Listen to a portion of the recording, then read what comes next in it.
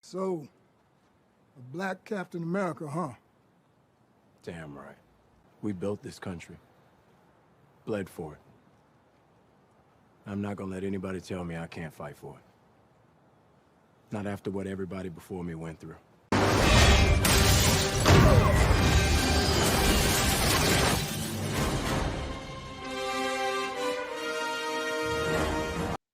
Hey, what's going on, everyone? Hello, hello, hello, hello, hello. How are you all doing out there? Happy Sunday. I hope you're all having a great day. And guys, we are no longer in September. We're in a new month, October the 2nd, not the 1st, October the 2nd. Make sure you paid your rent, all your bills. Don't want nobody getting kicked out, lights cutting off, nothing like that. But again, thank you so much for being here. I do appreciate it. As you guys are coming into the room, please go ahead and give me that thumbs up. I would really appreciate it. Thumbs up, thumbs up, thumbs up. And also, guys, let me know how I'm looking. Let me know how I'm sounding. Let me know how everything is coming to you guys. I would really appreciate it. See that we already have 39 people in the building right now, and that is beautiful. But again, I hope you have a great Sunday today. Cowboys won, so that's what's up right there. I'm very happy about that. Had a lovely live stream earlier with Elliot with Movie Files for Atlanta season 4, the final season, episode 4, titled Light Skinned. It was me, myself, it was Elliot, it was Tyra, and it was Elle. And so you guys make sure you go check that out. His information is in my description box. But not only did I hope you had a great day, and you got all your clothes washed and put away, your house is clean, you're relaxed, you're prepared for tomorrow, you're prepared for House of Dragons tonight. I hope you had a good weekend. Hopefully you got all your things you had to do out the way. Hopefully you got all your errands out the way, and you are a nice, chill, and relax right now in your living room, in your den, in your bed, at your desk, at the beach, wherever you are. I hope that you are feeling good. I hope you're feeling great. I hope you're feeling fantastic, and you got your food, you got your snacks, you got your libations, and you got your feet kicked up for a great movie news roundup show. And let me go ahead and just start shouting you guys out. 50 people in the building right now. We got Brio David in the building. What's going on? Brandon is here, baby. Definitely the highlight of my Sunday for sure. That is what's up right there, Brio David. And thank you so much for those kind words. I really do appreciate that. And I am just flattered over here. So thank you. Thank you for being here. Zia Latrice in the building. Hello, ma'am. How are you doing? Thumbs up, thumbs up, thumbs up. OG moderator in the building. Thank you, Zia, for being here. I appreciate it.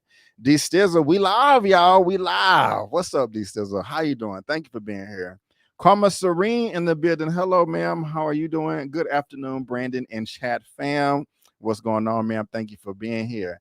Aisha K, what's up? Hey, B, what up, chat? Thank you for being here, Aisha. I appreciate it. Mara Sharice in the building. What's up? What's up? What's up? Mara, how you doing? How you doing? Thank you so much for being here. Another OG moderator in the building. Y'all check out her line, jmarie.com. It is wonderful. Mara, you can do your thing if you want to. That is up to you. But thank you for being here. Shani D in the building. Hey, people, what's going on? Thank you for being here. Nary's21. Hey, chat, what's going on? Chill Spot, aka The Real, Mrs. Odinson. Happy Sunday, everybody. Chill Spot, thank you for being here. ER's grandpa, hi. Thank you for being here, ER's grandpa. And thank you so much for the Cash App that you sent me the other day. I think like right after the show went off, you sent it in. So thank you, ER's grandpa. I do appreciate it. Elliot in the building with Movie Files. Fire. That's what's up, man. Thank you for being here, bro. I appreciate it. We also got Frank. Oh, and guys, his information is in the description. He just passed 39,000 subscribers on his way to 40K. That's what's up, my brother. That's what's up. Y'all go subscribe. Go subscribe. Frantic World in the building. What's up, Brandon in chat? Hello, hello, hello. And thank you for being here, Frantic World. And thank you, Shani D, for the compliment about the music is bopping. Rebecca is in the building. Hello, everyone. Happy Sunday. Thank you for being here, Rebecca. I do appreciate it. Also have Zias in the building. Hi, fam. How you doing? Thank you for being here. Cap Nemo, what's up? What's up? Pay Wood Films. Pay WYLD Films. What's going on? What's going on? Sorry if I butchered your name, but thank you for being here. I do appreciate it. Thank you, thank you, thank you. Mama Avery in the building. Hello, Mom. How you doing? Thank you so much for being here. I do appreciate it. Thank you, thank you, thank you. I'm laughing at what happened on the phone yesterday. Thank you for being here, Mom. Ram17. Yep, the food is cooked. Great. What did we cook today, Rams? What did we cook? Thank you for being here. I appreciate that. Stephen Lawless in the building. What's going on? What's going on? Also, let's see who we got. We got Plot Thick. That Plot is thick. What's up? I am new here. Is this exclusively a superhero review channel? Well, first of all, Plot Thick, welcome, and thank you for being here. I do appreciate it. Again, as you can see, this is just my opinion reviews. And no, this is not a superhero review channel or show, but I will be honest with you, Plot Thick, that is one of my favorite things to cover. So I do cover that a lot. If it's pretty much Marvel, it is pretty much DC, I'm going to cover it. And if you look in the description box of this video that you're watching now, it will contain all of the topics that we will be discussing today. So as you look at my shirt, it does say Marvel on it because majority of the topics are for today are Marvel related. But my channel consists of movie reviews of any genre, spoiler movie reviews of any genre, trailer reactions, episode recaps of some of my favorite shows that I watch that are streaming. I also have this weekly movie news roundup show. I do interviews sometimes, but not that much. But I try to cover everything but superhero stuff. That is one of the main things I'm interested in. But thank you for being here. I appreciate it. And please subscribe. And guys, show Plot Thick some love and support in that chat. We would appreciate it, or I would appreciate it. And thank you for being here, Plot Thick. Jasmine W. Hello, Brandon and chat. What's going on? What's going on? Thank you for being here. Jenna, what's going on? Jenna James, what's up, fam? How you doing? Thank you for being here. And also, guys, this is brought to you by jmarit.com. This is Mara Sharice's luxury sleepwear line that she does design, and it is made in New York. And she is so excited for year 2. If you want to follow her on Instagram, she can post a link for that as well, or I will do that at the end of the show. But man, ladies, if you're trying to turn on your partner, you need to head over to jmarit.com because those eyes are going to be bucking when you see what these ladies got on. Thank you, Mara Sharice. Again, check her out right there. All right, Hitflix in the building. What's going on, JMO? Hey, how you doing? How you doing? Thank you for being here. All right, that looks like everybody, and it seems like we are at 11 minutes, and I'll try to start the show at around 10 minutes. And I'm going to try my best to get you guys out of here, of course, because we got them dragons popping off later tonight, 8 p.m. CST. But all 50 of you guys, thank you so much for being here. I really do appreciate it. And I want to welcome you to the Movie News Roundup show number 78. Yes, we are getting on up there. And before you know it, guys, we are going to be surpassing 100. Give me that thumbs up and subscribe. Leave a comment in the chat or in the comment section. Also want to let you know that we are live right now on YouTube at Just My Opinion Reviews. Also at twitch.com/Just My Opinion Reviews. I still have not gotten my Facebook back. So anyone that is an expert, if you can help me out on that, with that, I would really appreciate it. Also want to let you guys know that I am not only going to be on YouTube and Twitch anymore, I have also transitioned to audio only as well. So if you don't want to, take up all your bandwidth and data watching this on your phone or your devices, you can get an audio only version of this. I am currently right now on SoundCloud. And so if you want to check that out on SoundCloud, here's the link right there. I already have a couple of episodes loaded up, and I need about 1,000 downloads to start getting monetized on all these platforms as well. Here I am also on buzzsprout.com. As you can see, I'm listed on Apple Podcasts, Spotify, Google Podcasts, and all Amazon Music, iHeartRadio, all of these platforms right here. You will be able to get an audio only version. Let me zoom in to just make that a little bit bigger for you. So bam, again, Apple, Spotify, SoundCloud, there it is right there, specifically on Spotify. And so, yeah, if you just do not want to do video and you only want to do audio only, please check your boy out on these audio platforms.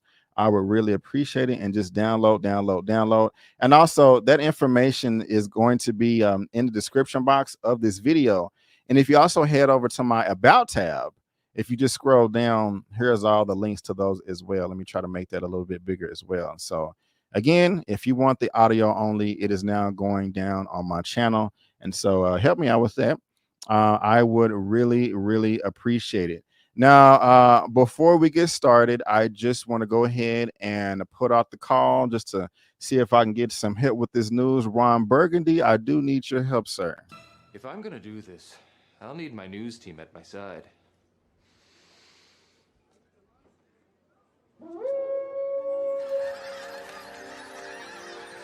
News team, assemble!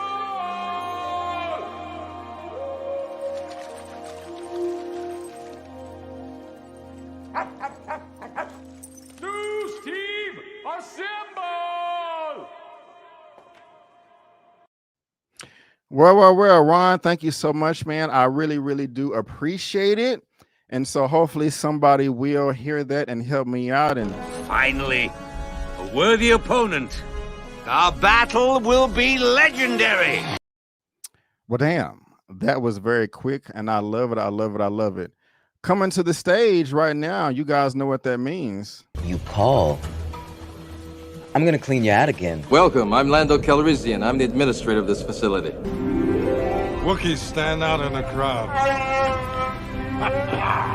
It's good to see you too, old buddy. We had each other. Hold on, Chewie.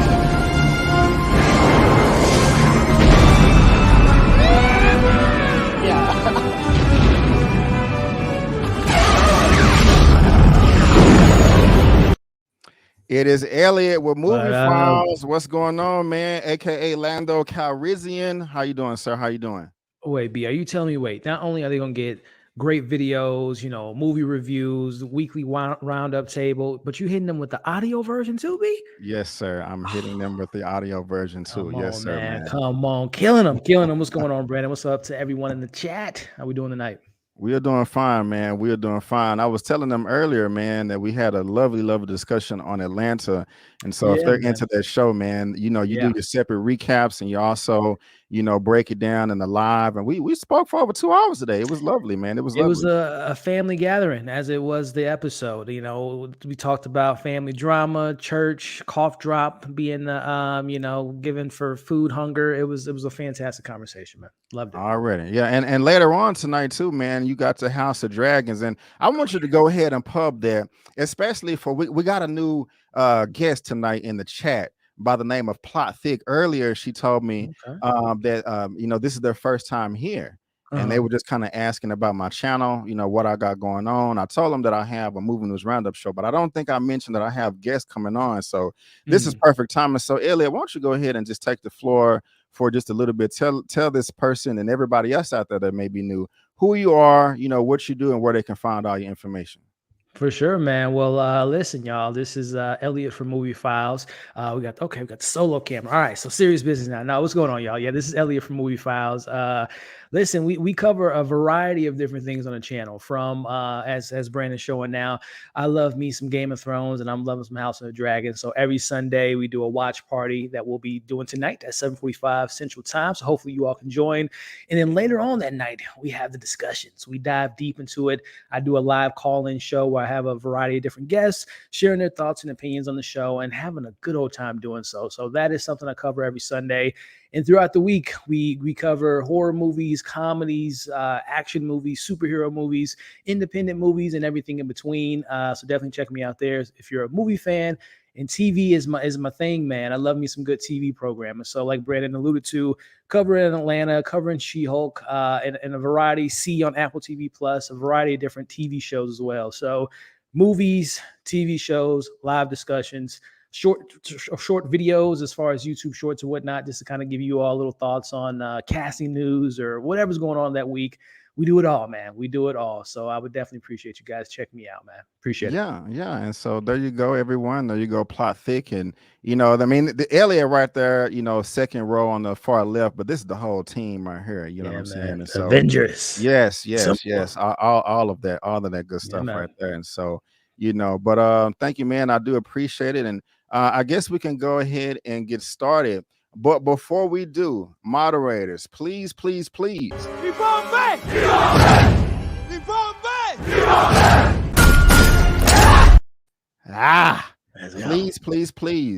protect the chat as best as you can. Yeah, all right, guys. Again, I just want to thank y'all so much for tuning in to this Movie News Roundup show number 78. We can go ahead and move on to this first topic. Elliot, are you ready?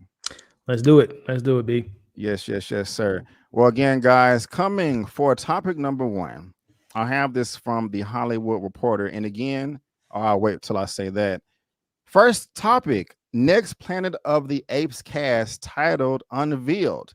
And guys, I want to let you know that if you are watching this via live or on the replay, there is a link down to this article in the description box below for you to read at your own leisure. And it goes on to say, Kingdom of the Planet of the Apes begins production next month. Elliot, let's jump into this. The next Planet of the Apes movie is coming into focus with 20th Century Studios confirming the cast for the newly titled Kingdom of the Planet of the Apes. The film from director Wes Ball will star Owen Teague alongside newly announced cast members Freya Allen and Peter McCann. It is slated for a 2024 release. Kingdom of the Planet of the Apes picks up many years after War for the Planet of the Apes, the 2017 feature that concluded the previous trilogy, used motion capture technology to tell the origin of Caesar, a chimp that leads the Simians towards revolution. Andy Serkis starred as Caesar, with Matt Reeves directing the final 2 installments to critical acclaim. Now, I did mention, Wes Ball is going to be directing this new Kingdom of the Planet of the Apes. If you don't know who he is, because I didn't, I had to look him up. It's this gentleman right here. And if we Maze look at his Runner. filmography, he did the Scorch Trials, the Maze Runner, all that. And I really can't remember how. I think these movies were kind of bashed, but I like some of them, man. I think it was one of these I was blown away with, at least visually. But the man has a ton of credits. I mean, you can look at it right here in the art department. These are some of his directing credits right here. The Maze Runner, like I just spoke of. So I just kind of wanted to put some work where that name was. But continue on with the article. Josh Friedman, Rick Jaffa, Amanda Silver, and Patrick Azen will pen the script for Joe Hardwick Jr. Jaffa, Silver, and Jason Breed are producing with Peter Chanine and Gino Topping executive producing. Planet of the Apes is one of the most iconic storied science fiction franchises in film history, as well as being an indelible part of our studio's legacy, Stephen Asbell, president of 20th Century Studios, said in a statement. With Kingdom of the Planet of the Apes, we are privileged to continue the series tradition of imaginative, thought-provoking cinema, and I can't wait to share Wes's extraordinary vision for the new chapter with audiences in 2024. Elliot, I definitely have my opinion on this. Yeah, man. My level of anticipation. But before I give that, I'm gonna pass to you, sir. Yeah, man. How do you feel about this title? Is this movie something that you're looking forward to? Or, you can red box it or catch it on streaming a number of months after its theatrical release? Well, to backtrack a little bit, you brought up Wes Ball's filmography a little bit earlier, and I'm actually, the Maze Runner films hold a pretty near and dear spot to me, man. I actually enjoy most of them. There is, I think it was the second one that was kind of a little wonky. The story was kind of all over the place. It wasn't as consistent as the first one. The third one ended pretty well, but I'm a fan of Wes Ball and what he can bring to the big screen. And I'm very intrigued to see what he does with this franchise, which I'll be honest with you, B. I thought that when they announced that he was coming back, I thought they were going to maybe reimagine it all together, a whole new kind of story, no continuation of Caesar and his family and his, all that different stuff. But apparently, as you read in the article, they're following it up years later, which gets me a little nervous and excited because based on the third one, which we all love Matt Reeves, Batman, Cloverfield, and the last two Dawn films, or the Planet of the Apes films, but the third one wasn't all that great for me, B. It wasn't it was the weakest of the franchise, if you ask me, and it was War of the Planet of the Apes, and it was damn near no war in the film. Very, I don't know, man. It feels like it's a little bit too close because I think it was 2017 was when the last one came out, so we're looking about 7 years from the original, which I wonder if it is technically 7 years from the third, or 10, 15 years from the third one. So to say I'm excited is no, but to say I'm intrigued, yes, because I do like Wes Ball. The young lady you mentioned who's going to be co-starring the film, she's fantastic in The Witcher. That's the only thing I've really seen her in. She plays Shuri in that show, and she's great in that. So I'm intrigued. Again, I'm not jumping over the moon or super excited for it, but it holds my intrigue to see what they can do. And I would imagine this is probably a dawn of a new trilogy. Yeah, man. You took the words right out of my mouth. I'm going to be honest with you, because War for the Planet of the Apes, this one right here, was the weakest. Yeah. Like you said, there was no war. I was super duper disappointed with that. I mean, damn, the first word in the title is war, and they playing pity. Yeah. I can't even say what I'm trying to say. It was just frustrating to me. But seriously though, Dawn was the best one to me, the first one. And then they just progressively got worse, because Rupert Wyatt did this one. And then I forgot the same guy that did the third one did Rise. And, but now we have Kingdom. I cannot lie, Elliot. That looks good. That looks post-apocalyptic world. I would assume the kingdom means that they're ruling the world at this point. Right. Yeah.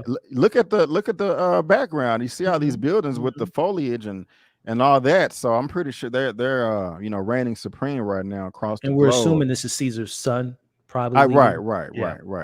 Because he didn't make it in the last one. Sorry if I spoiled that for you. But yeah, man, they're fine. That was 5 years ago. You're right. I hope it's good. While Same. The plot or story may have been a bit disappointing, at least the films look beautiful. And I'm a visual person. And so, hey, if it looks great, I'm there. And so, with this being a new direction, new director and all that. Hopefully we can get a new trilogy of films, because when they, like you said, when they first announced this, and I thought they was rebooting it or reimagining, I was disappointed. Like, damn, they gonna reboot it already? This is the reboot, you know, like this is like the 5th iteration of it. Right. So I do like the fact that they're continuing the story. That is a plus, and I know for darn sure that it's going to look good. So listen, B, at this point, they're gonna probably have actual monkeys on horses and talking and doing gang signs and all that stuff in the future. So it's gonna be as realistic can be. Right. These still said Roz was I thought you said I put that up because I thought you said Roz was best, but it was first. And I was trying to say it's kind of weird. Rise then dawn. That's like a backwards oxymoron. Yeah, I remember people Rise first and that dawn. I remember people complaining about that. So and just real quick, as far as like, you know, how they performed critically, this is Rotten Tomatoes. Dawn got 91%, Rise 82, and War got 94. So they kind of said F what you said, Brandon. You liked it, you know. And as far as the box office, the first one, Dawn, budget 170, and so it made 710 worldwide. That's very nice. Also the second one did not do as well, but it was cheaper though. It was cheaper. Did I pull up the right one? I think that's the first one. Yeah, it's the first one you're on. This is the first one. My bad. So Rise is the first one. 481. Yeah, 481. And that's still good. That's still really good. Yeah. And then the second one did even better. And I think the last one didn't do that. It went backwards. Right. It still made money. It was still profitable. But yeah, it was not as profitable. You know what I'm saying? And so you guys let us know what you think down in the comment section if you're excited for this Kingdom of the Planet of the Apes with Wes Ball coming to direct this film in the year of 2024. And again, there's a link down to that article in the description box below for you to read at your own leisure. All right, man. Well, Elliot, that will sum up that type of movie news, but I think we have Marvel for the rest of duration for the show. You, baby. You ready to get into that, man? Let's do it, man. Let's do it.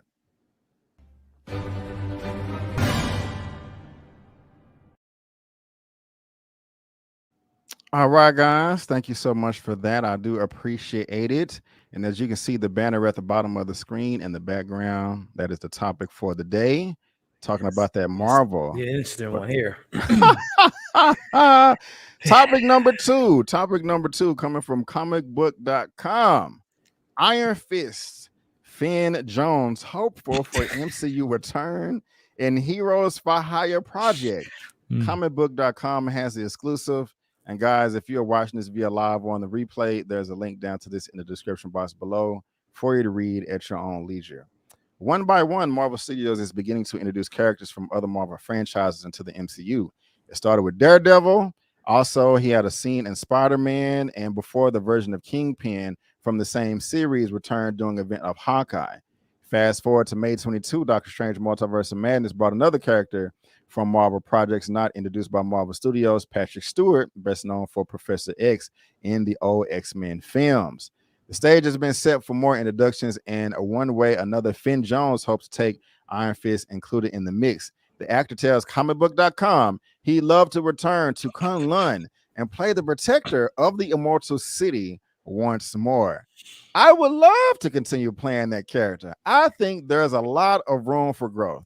Personally, where would I like to see the reintroduction of the character would be something like Heroes for Hire TV series, Jones said. I think that would be the most dynamic and fun way to reintroduce those characters. I love working with Mike, and I love the on-screen chemistry between Danny and Luke. I think it's really interesting, creative place that show can be taken in, and I love to pick up that mantle again and keep moving this character forward and make the possible Iron Fist there could be. Oh, Elliot. And again, guys, if you're watching this via live on the replay, there's a link down to this in the description box below for you to read at your own leisure.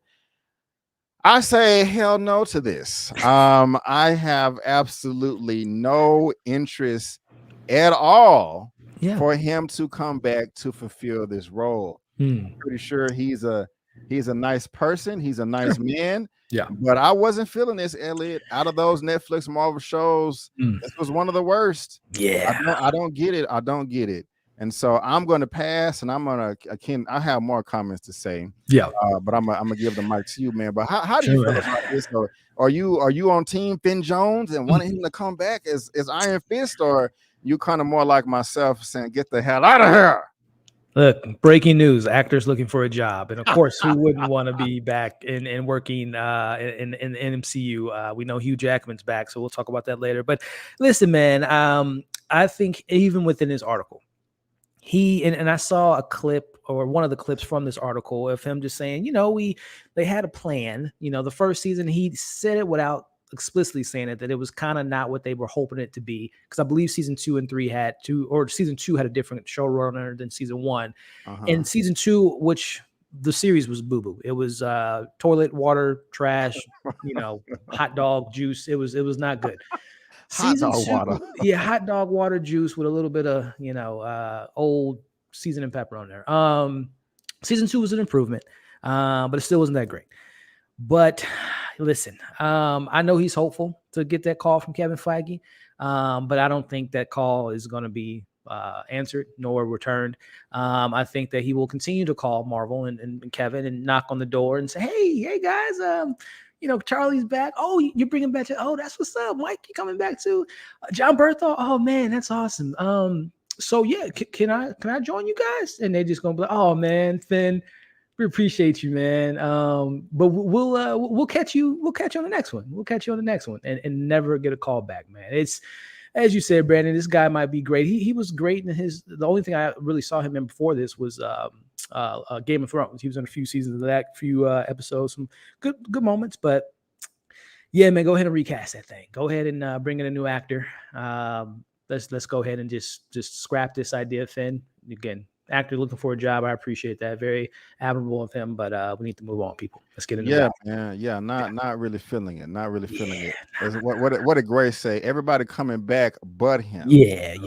So I definitely agree with that. What is the point of Iron Fist exactly? Well, I was kind of going to get into that. So thank you, Mara. This more of this article right here. What are the heroes for hire?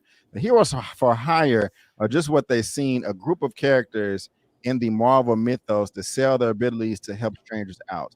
A bona fide superhero business, both Danny Rand and Luke Cage often found themselves as leaders of the group. Through the years, there have been several iterations of the team, including any members from the Human Torch, She-Hulk, to Misty Knight, Colleen Wing, Ghost Rider, Moon Knight, and the Punisher. Given that both Iron Fist and Luke Cage arguably have more comic appearances together rather than solo series, a Heroes for Hire series seems like the most attractive option for Marvel Studios, especially if they're wanting to introduce the other heroes that are unstable to support their own franchise. And so hopefully that will answer some questions for people out there that may not be too familiar with the franchise. But Elliot, let me ask you this, man. Like everybody else, did you like Mike Coulter and all of them? Because like someone said, they all may be coming back. Yeah. But if Finn Jones does come back, he's going to be in a completely new direction. Yeah. From anybody before. So do you think it would possibly work at that point in time? Let me know. I mean, listen, I'm sure in the right hands, Kevin Feige and whoever they decide to bring on could probably get the best out of him as far as, really kind of highlighting what he's good at, his sensibilities as an actor, definitely get him in the gym to do those fight choreography, moves and definitely kind of sharpen the tool in that sense. Because I mean, no offense to listen, I'll look at it like this, my man, Chris Evans. Not that he was terrible as the Human Torch when he was in the Fantastic Four, but I mean, you look at that performance and compare that to what happened when he got with Marvel as far as Captain America. That's my favorite Avenger. So, I mean, and this goes for any actor. Again, any great director, producer, co-stars, all that stuff really matters to really boost someone's capabilities as an actor. So, to be fair, if he was given the right scripts and the right producers and the right creators, then sure, he might have an improvement. But I think fundamentally speaking, and again, no shade on him, but I just don't think he's right for the role. And I would like to see someone else get that opportunity. But again, to answer your question, I'm sure they can make him look a little bit better. You can shine a turd and make it look good sometimes in certain angles, but I would want a new actor in the role. I got you, man. I agree with you. I agree with you. Also, let's hear from Eman and what he has to say with the super chat. First of all, thank you, my brother, for the $25 super chat. That is a very generous amount, man. I really, really, really, really, really do appreciate it. Yes! Yes! No, hell no. Yep. Forget his hopes and dreams. He should have been hoping to do more training in the first 2 seasons. Please recast Iron Fist. My brother, I feel you. I feel you. I feel you. And thank you so much for that commentary. I really do appreciate it. That's hilarious right there. That is hilarious. That is hilarious. Here comes a new challenger. Well, god dang. And I'm glad we're on this topic right here. Let's see what this next guest has to say. You know what that means, guys. And coming to the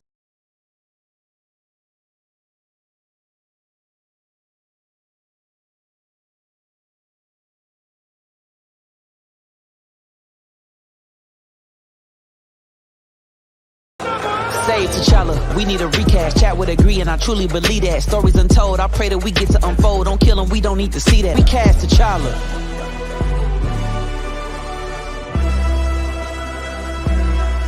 Recast T'Challa.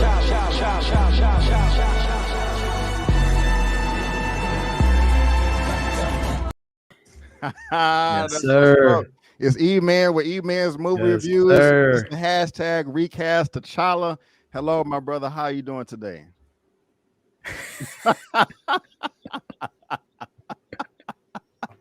Hey, man.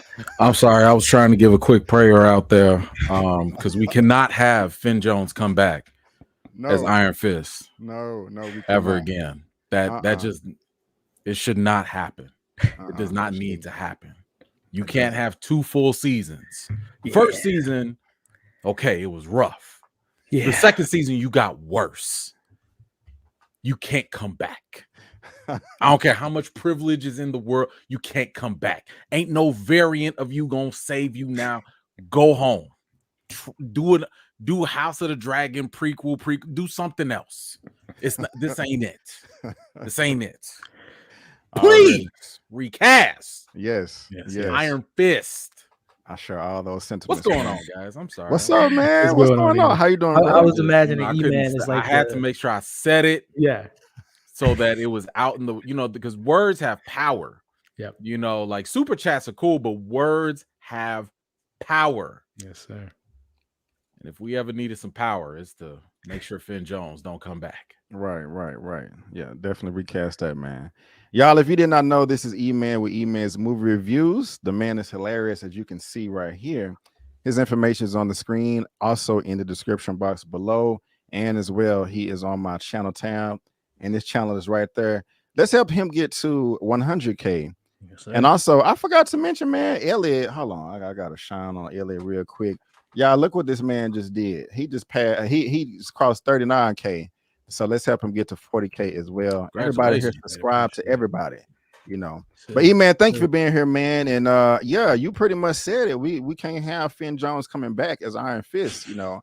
You knocked that out the park in your intro. And so I don't know. You got any more comments, sir? Or you good on that? Okay. He just can't come back. That's it. Okay. He's not coming back. Got you. Go away. Got you. Go home, Finn Jones. Go home. So guys, let us know whether you're watching this via live or in the replay, and there's a link to this article in the description box below, whether you are on Team Finn Jones or Team Recast Iron Fist. And we a lot of recasting over here, and so definitely we want to recast Finn Jones because it's Iron Fist, because it's just not working out. It's just not working out. It is just not working out. So all right, well, let's go ahead and move on to the third topic of the day. And I'm curious to see how you guys feel about this, because if I had to be honest with you, I'm not that excited about it, but I'm not opposed to it either. This is coming from Variety for topic number 3. Marvel boss Kevin Feige teases Elizabeth Olsen's MC return. Anything is possible in the multiverse. And yes, Olsen had at least seen Doctor Strange in the Multiverse of Madness. And it goes on to say Elizabeth Olsen is one of the creative leaders honored for varieties, and I don't care about that. Film career, and I don't care about that. Let's see what Olsen. Okay, but she noticed Olsen tells Variety in an interview for her Power of Women cover story that she will perhaps be pigeonholed. I wasn't being considered for studio films, Olsen says. I was asked my agent and manager why, and they said, well, you don't do them. So Olsen began taking what is called general meetings in order to broaden her repertoire. As she found reshoots for Warner Brothers Godzilla, which was very much studio, Olsen found herself having tea with Avengers director Josh Whedon for, hold on, I'm sorry, where's the Kevin Feige quote? That's all I care about. Hold on, where is it? Namely, Metro, he explained. Okay, well, damn, I guess I should have read the article. Well, I'm just going ahead and freestyle it right here. I think I saw some X-Men, some. All of y'all have seen Multiverse of Madness. Everybody here, and if you haven't seen it, we're going to possibly spoil it for you. That she potentially died at the end of the movie. You know. Is there a chance that she's gonna come back, Elliot? And how do you feel about that? Let me know, sir. Let me know. You know, I think we saw the last of Scarlet. No, she's not dead. I mean, we barely even scratched the surface. Literally, we barely scratched the surface on this character. Like, WandaVision was almost kind of a precursor to getting a little bit more of her backstory from what we got from Age of Ultron. And then Multiverse shows kind of the dark hole taking over, and we have no X-Men, we have no, Magneto, we have no more mutants. So there's so much more to be said and to be had with this character. And I think Elizabeth Olsen, I've seen some of the interviews. She seems to be a non, quote unquote actors that are just like saying things and just playing roles just because of the fun of it. It looks like she's really investing into this character, which gets me excited. She's knowledgeable on the comic. I'm sure she's read over the years and become more knowledgeable, but she seems to me to be very excited to play all the different variations and the good, the bad, and everything in between with this character. And I'm here for it. I'm excited to see what they do with her next, which I would imagine, if I were to put money on it, probably a cameo, if not a co-star or coming up every couple episodes in Agatha's show. I would imagine that would be the logical sense there. But if not, seeing her in a big Avengers film. But yeah, I'm excited for Scarlet and to see where they take her next, because good guy turn bad, turn back to good. So you got to handle that properly and not just kind of make things feel kind of unorganized or feel forced. So I'm excited to see what they do with her next. Already, Eman, what you think, man? What you think? Hell yeah, man. We ain't see nobody. If I don't see nobody, exactly. She ain't dead. Exactly. So yeah. And matter of fact, it's comics. Even if I did see a body, you still can come back. I don't believe none of it. Here's the real thing. If there's money to be made, you gonna come back. Mm-hmm. Oh, hello, Hugh Jackman. Spoiler alert for later on. It don't matter. So yeah, she will be back. I mean, Kevin Feige said that he wanted to see her, or he wanted to work with her for another 100 years and all this other stuff. So yeah, ain't no question about it. I mean, it's so many possibilities of how she could come back.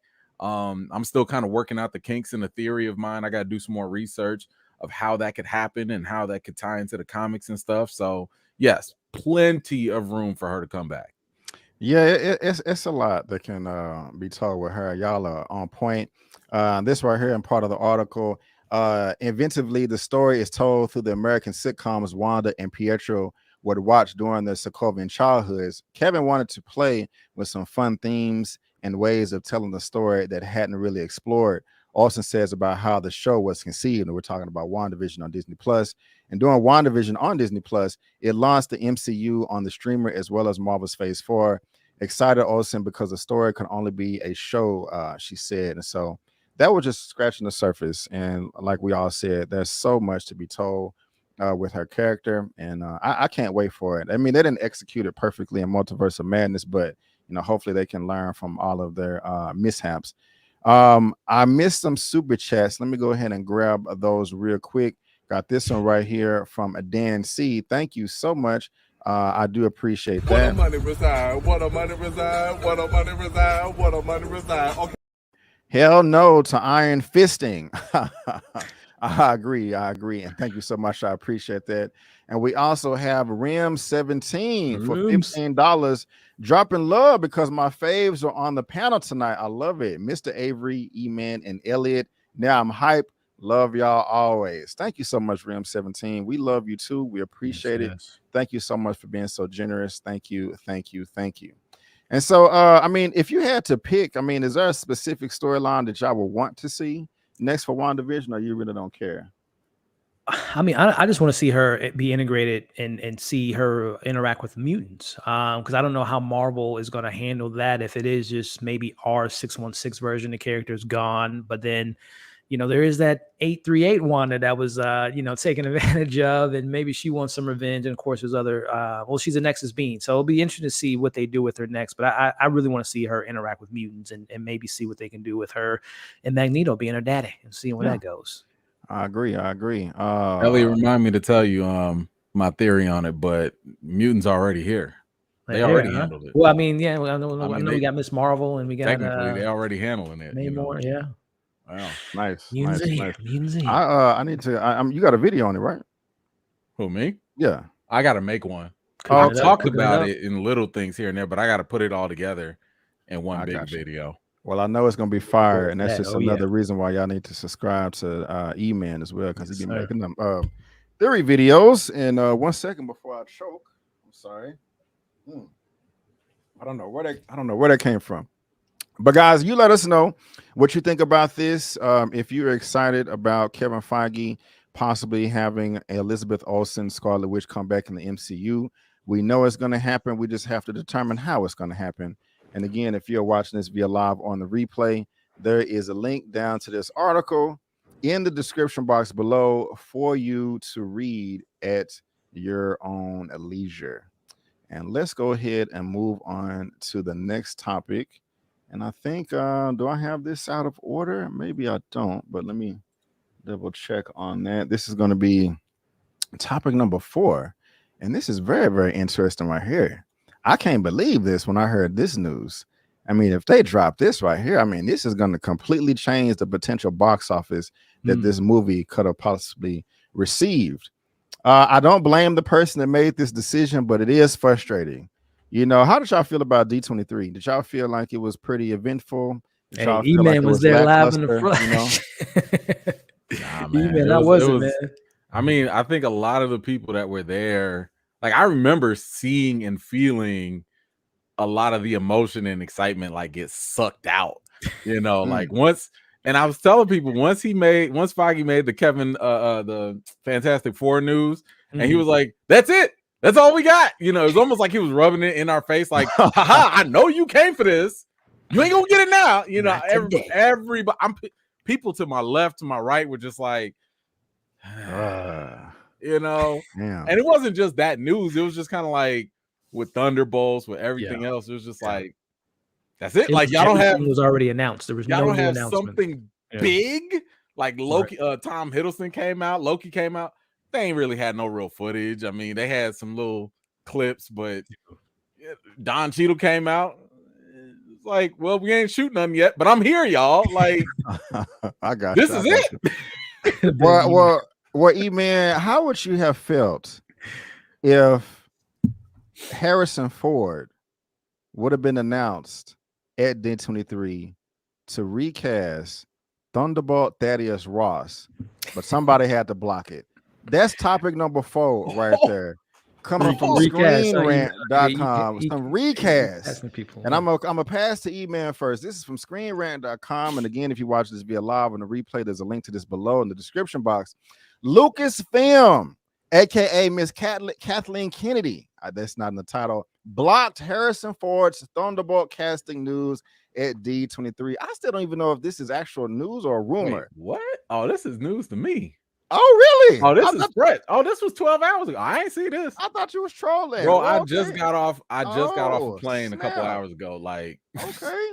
I got you. I'm catching up. Okay. Yeah, this was I think I heard this yesterday, but a new report claims that Lucasfilm blocked Marvel's plans to announce Harrison Ford's Thunderbolt casting as General Ross at this year's D23 Expo. Details have surfaced regarding a major studio effort. I can't believe this is news to you, and it's about recasting, so I can't wait to hear your thoughts. Details have surfaced regarding a major studio effort from Lucasfilm to delay the news of Harrison Ford joining the Marvel Cinematic Universe in the upcoming Thunderbolts movie. Ford has been no stranger to blockbusters films over the last 45 years, becoming a standout Han Solo in Star Wars movies and cementing his status as a screen icon as the heroic Indiana Jones in the 81's Raiders of the Lost Ark. The last decade for Ford's career has consisted of supporting roles in blockbusters, including returns to Star Wars universe and a role in the long-awaited sequel to the Blade Runner in 2017. This past September saw rumors beginning to circulate that Ford was being eyed for a role in MCU. Despite early reports that Ford will retire after the release of Indiana Jones 5, the actor was reported to be eyed to take over General Thunderbolt Ross for the upcoming Thunderbolts movie, replacing William Hurt after the star's passing this past March from prostate cancer of age of 71. Rest in peace, sir. Rest in peace. While the reports of Ford's potential MCU casting begins to spread and remain unconfirmed, that's important, new reports offer an explanation of why an official announcement has yet to be made. According to Jeff Snyder from the Hot Mic podcast, the news of Ford's reported casting as Thunderbolt Ross was supposed to accompany Marvel's panel at D23 until Lucasfilm's president Kathleen Kennedy put a stop to it. Snyder goes on to explain that while Lucasfilm is a Disney subsidiary, like Marvel Studios, Kennedy preferred to focus on promotion for Indiana Jones 5. See what Snyder's statement said below. So what I initially heard is that was a done deal for D23, that they actually wanted to announce him as a cast member in Thunderbolts at D23, but they didn't because Kathleen Kennedy put her foot down and said, no, we're going to keep the focus on Indiana Jones 5 content. I don't want this to become Harrison Ford joining the MCU. We're going to keep the focus on Indy 5 right now. Interesting. Wow. There's so much to unpack. First of all, Harrison Ford just being in the MCU, but it seems like they didn't have any. I don't want to. This is unconfirmed. But I'm just saying, I'm speculating right now. Seems like they didn't have any type of hesitation on recasting a character in the MCU. Eman, how you feeling about this, sir? How are you feeling? I mean, you man, exclusive. You get the raw, unprocessed, and I don't know. Maybe I might have to do a live after this to kind of get my thoughts together on this. But I'll say, okay, let's talk about the business side first before we get to the juicier stuff. Business side of things, she was right. Yeah, because Indiana Jones 5, okay, great, yay. I can't say when. Now I saw the little footage, little trailer. It looked decent. I heard it was good. Decent, but like, I'm like, damn, if that was in before, now we would have been talking. But now my man's 80 plus. Anyway, but she's right. Because the moment you start talking about that, ain't nobody gonna care about no Indy. They're gonna be like, when is he coming to the MCU? So fine, business wise, you right.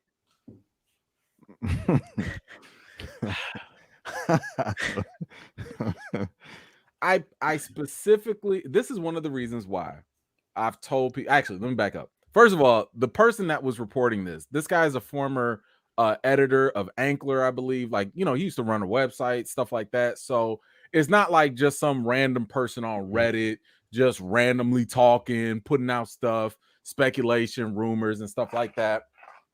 So and I'm not gonna say that like trust everything this person say. I'm not gonna say that.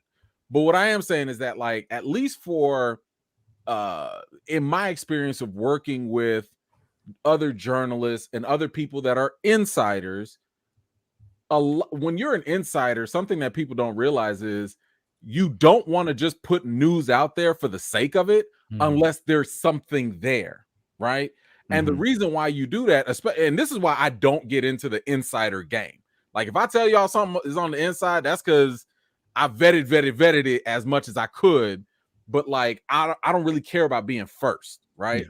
But the thing with insiders is when they play into that field of saying, hey, I got this info first. Hey, I got this breaking news. Hey, I got this.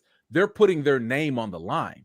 And when they put their name and credibility on the line, if something pans out to not be true, it ruins literally everything they're banking on. So it's not something that they carelessly just throw out there just for the sake of it. Because, I mean, again, if they're proven wrong, it's kind of like, we'll never listen to you again, right? So this same insider, if I'm not mistaken, broke some other news. I think it was like the Armor Wars or whatever. But like, if you look at the timeline, he was breaking stuff before it came out too. So yeah, that just kind of leads me to believe that he wouldn't put this out there for nothing. Also, something else that I want people to kind of understand, when this type of news comes out, a lot of times these things do end up being true behind the scenes, but because the companies also work with the bigger outlets, Hollywood Reporter, Deadline, Variety, because they work with them, it's easier for them to massage the situation. It's easier for them to be like, hey, Hollywood Reporter, deny that, you know, and then Hollywood Reporter is going to be like, look, we heard from Marvel directly or whatever that this is true or it's not true. So what I'm saying is, because again, I can't talk about certain things, but like there has been news that has been leaked and has been pulled out because the studio stepped in or because they used the bigger outlet to bully a smaller outlet. So I say all of that because it does not surprise me that at the very least Marvel considered this. Whether they were in talks, whether this talk happened or not, we don't know that much. But the mere fact that this person is saying they thought about it, that means a conversation was had. That means that there was a meeting, somebody was in the room, somebody heard something, and that news, you know, leaked out. With all of that said, it is absolutely jacked up that that they would consider recasting after the death of William Hurt. And I want to pause people real quick because some people will be like, wait a minute, are you saying that Chadwick and T'Challa are on the same level as Thunderbolt Ross and William Hurt? No, I'm not. And the reason why I'm not is because I reject the initial presumption, the presupposition that recasting is a bad thing. Because in order for you to get to that argument of T'Challa and Thunderbolt Ross and William Hurt and Chadwick being on the same level, you have to accept that not recasting is a positive thing. And I do not accept that. So that's one of the reasons why I don't even get into that argument, because I'm like, you messed up from the beginning. You messed up from the jump thinking that not recasting has been a good thing, when in history, recasting has never been a bad thing. Recasting has never tarnished a legacy. It has never made anyone forget anyone. It has never made someone irrelevant. Recasting has constantly been how especially white characters maintain their popularity. Like that's it. We listen, when Superman got lame, because there were moments where Superman was lame. If Superman were not recast, people would stop caring about Superman over the generations. But because Superman keeps getting all these chances, don't matter how interesting or not his story is, he's going to keep being there. Same for Peter Parker, same for like James Bond, same for everybody else. So anyway, going back to the whole Harrison Ford thing, yeah, I'm sure they did consider it. But I've warned against this because I've always said if Marvel ever did recast Thunderbolt Ross, they're going to sit here and say, well, now you're in a precarious position. Does that mean that William Hurt was not good enough of an actor? Because now y'all set the precedent that not recasting is like this award. It's like this great thing. So does that mean when people are recast that they're just not good enough? Like what are you saying now? Right? And I've said that the only reason any character at all ever gets recast is because the creators find value in the character and their story. If Thunderbolt Ross was so insignificant, they would have just discarded him. They would have just been like, forget Thunderbolt Ross. We would have Val come in and, do whatever. We'd have somebody else be Red Hulk or whatever. They'd replace him. but clearly y'all find value in his character to even consider. I don't know if Harrison Ford is a variant. I don't know if it's a straight recast. It doesn't matter. The fact that you want this character to continue shows that character has value. So now Marvel, in my opinion, is in a very contradictory position to sit here and say, well, T'Challa has value, but we won't recast. But I mean, wait. Red Hulk or General Ross has value, so we are going to recast it. Make up your mind. What are you saying? Because I'm confused right now. So listen, this is why I've been on Recast T'Challa for a long time, because I wanted people to get used to this idea that recasting is a positive thing. And I wanted to get rid of this nonsense that Marvel's put out there, because they recast all the time and we are just fine. We move on. We don't forget. I didn't forget, Ed Norton's Hulk. He had one of the best Hulks to date, and they still stay failing the Hulk. But because of recasting, we can still hold out hope that eventually they'll get it right. I'm sorry, man. That's you good. Done got me with the new news. let me go post on this real quick, because this. Before I come to you, Elliot, let me get these super chats real quick. This is from Sims right here for the $20. You know what we got to do over here for the dub.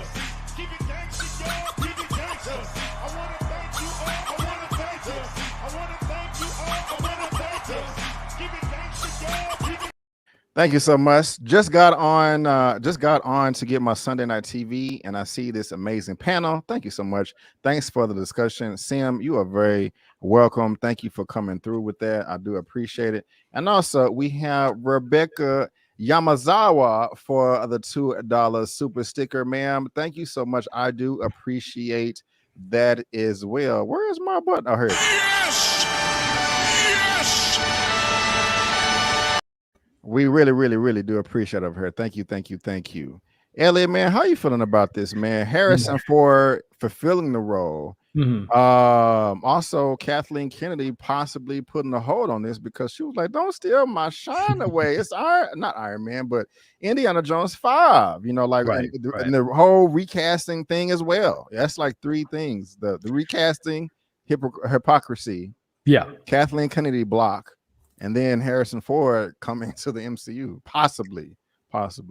Listen, for the recasting, I couldn't have said it better than Eman did. So I don't want to, just rehash what he said. I agree with 100% of everything he said. The hypocrisy there, and just the idea. And again, as he brought up, Eman, as far as Jeff Snyder, again, it was rumors. Nothing's in concrete, nothing's in stone, and all that stuff. So just taking that with a little bit of grain of salt. But to touch on the other aspect, as far as if we were to play this game, if it was to be true, and Kathleen Kennedy kind of pulled that plug, I totally agree with that move, to not kind of poo-poo on their parade, because it was, as he brought up, as far as Star Wars, their presence at D23 was pretty much non-existent. It wasn't a lot going on there. So a little bit of hope, a little bit of happiness, and some positive things going on with Lucasfilm as his company. Is, you don't want to overshine on that matter.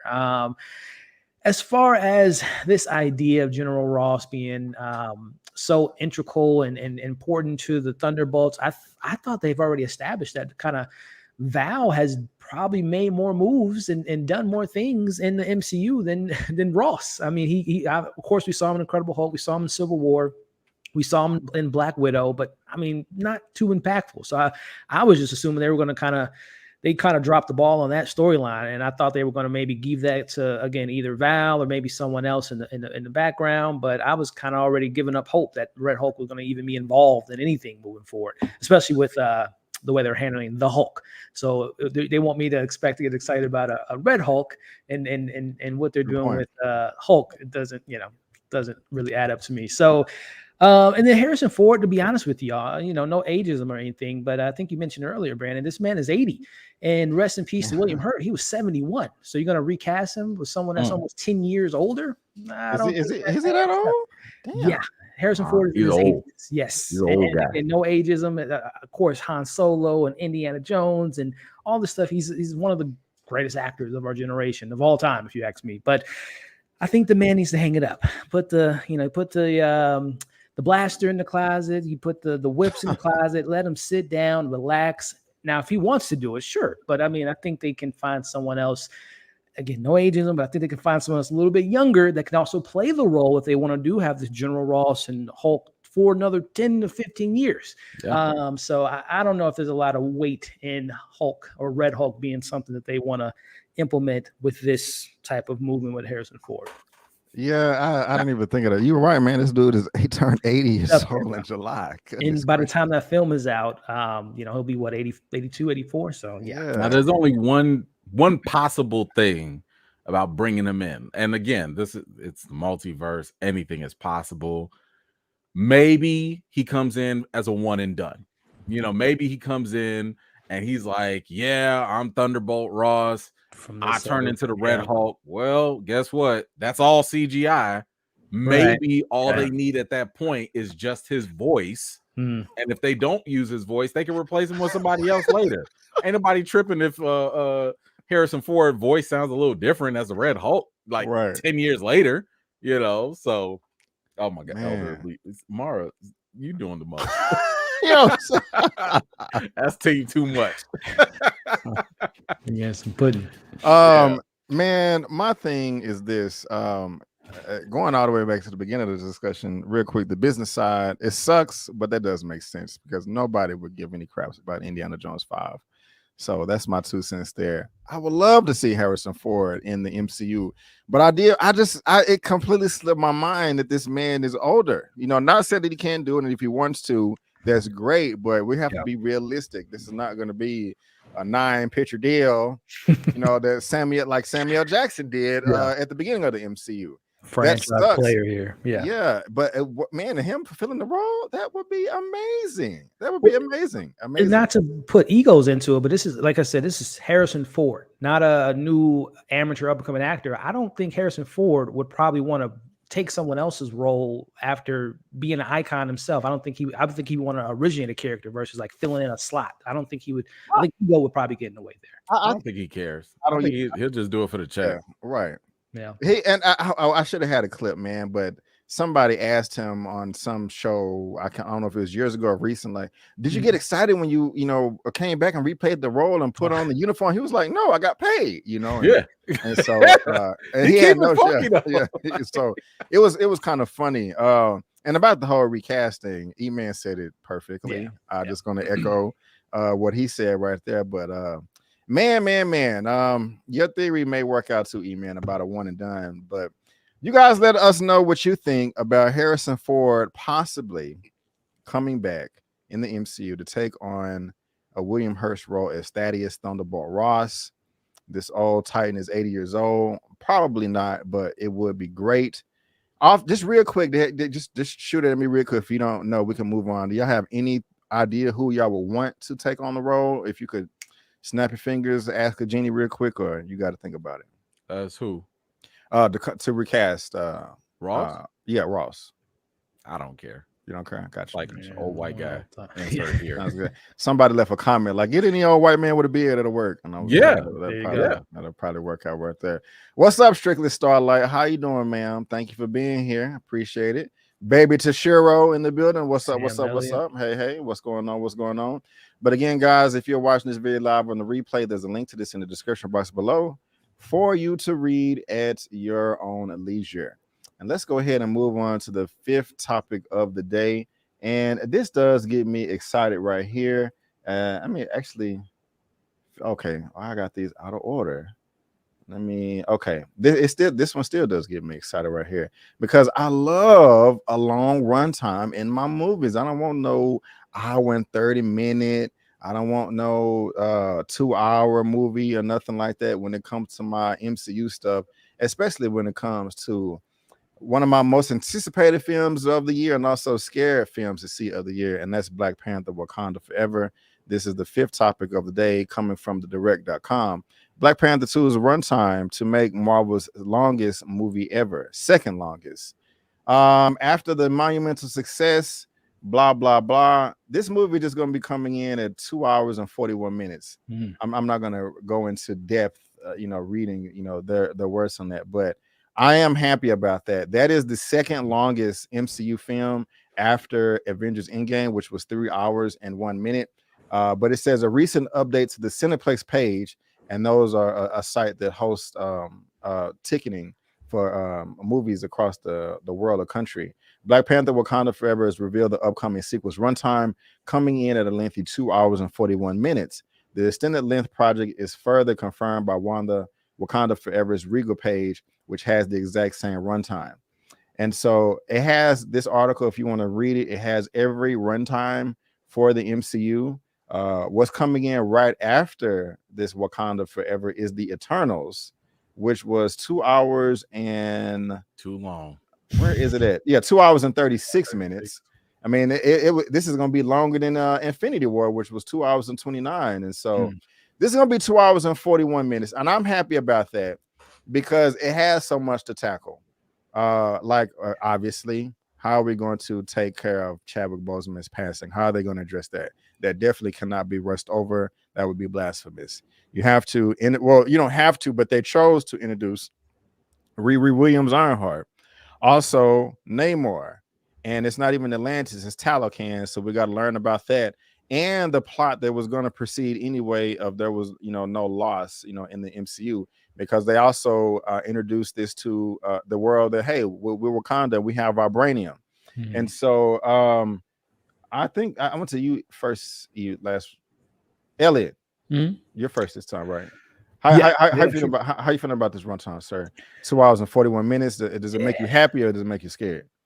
No, I mean, if I were to pick between the two, probably, happy. I definitely think, and to be, frank, not always long movies means it's going to be a good movie. True. And nor does a short movie being short going to mean it's going to be, a bad movie. So, as far as what you just brought up, Brandon, that 241 does sound a little bit more, understandable, considering that we are introducing Namor. The actor's already confirmed he's a mutant. So is there a plot to kind of explain that?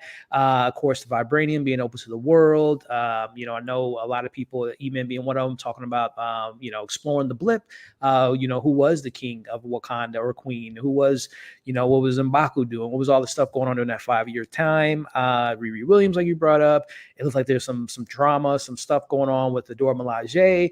So, I mean, there's a lot to kind of tackle in this film on top of introducing potentially a new Black Panther. So I think it makes sense to have it that runtime. And then obviously the big elephant in the room is how are they going to handle the passing of T'Challa? I would imagine that's probably its own act of the film. At least I would hope it did. And not just, hey, let's go on to the rest of the plot. So I would think that takes a big chunk of the film as well. So, and then of course, the rumors, the speculations of post-credit scenes, there's supposed to be a couple of them. So I would imagine that influences the runtime as well, especially if one of them turns out to be as big as a lot of people are speculating it to be. So yeah, it makes sense. 241. And also, last little icing on the cake, it's the last film of Phase 4. So it has to go out in a major way to really open up what Phase 5 is to be, which is officially really diving deeper into the multiverse. So yeah. Thank you, sir. Well said. E-Man, what you got?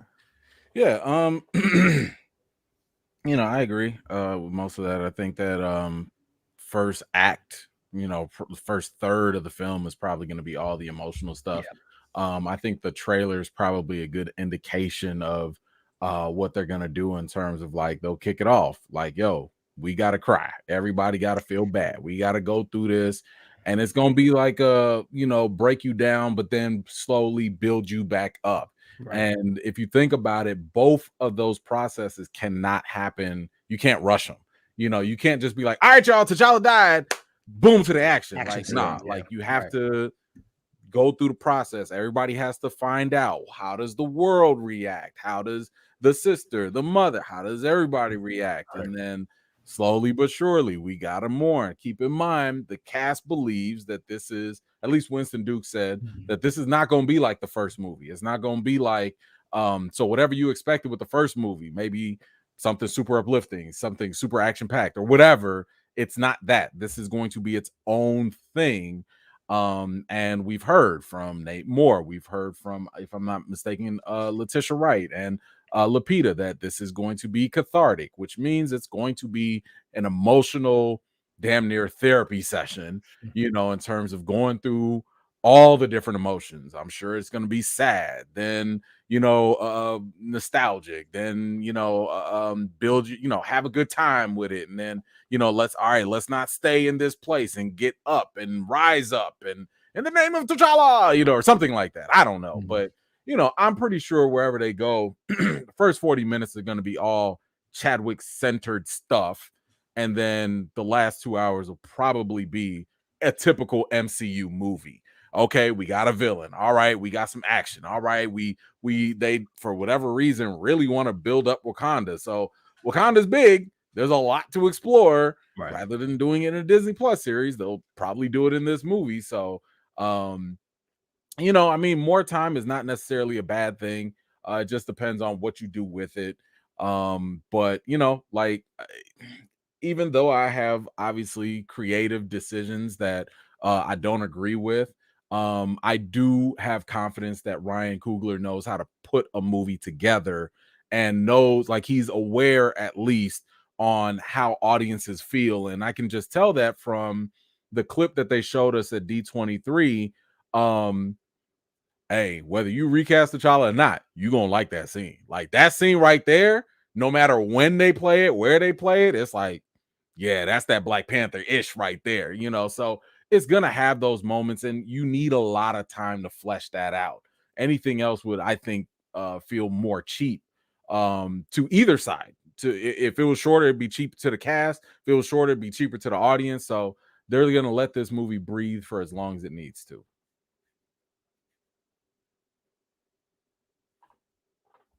You on mute, B? Yeah, you muted, man. Oh, goodness. I don't even remember muting myself, but I said, well said, sir, and well said, gentlemen.